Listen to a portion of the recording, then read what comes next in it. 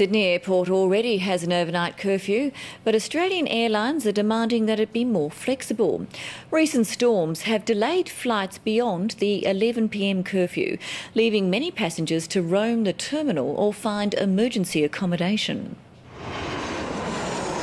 Storms over the past week have forced both Jetstar and Virgin Blue to delay flights. In some cases, they've had to cancel them because of Sydney Airport's strict curfew.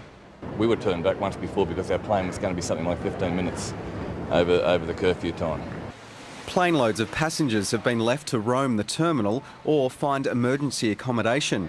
Now the airlines are calling for more flexibility in applying the 11 p.m. to 6 a.m. curfew. Sydney is one of the few airports in the world that does have a very strict curfew during these hours. Peter Harbison says it's giving Australian tourism a bad name.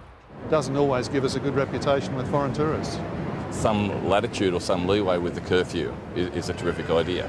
It'd be a good idea, actually, at least like with the weather we're having lately. But the new Transport Minister says no. We can't have a situation whereby you have a Clayton's curfew, where there's a curfew in place except for when it's not convenient for the airlines.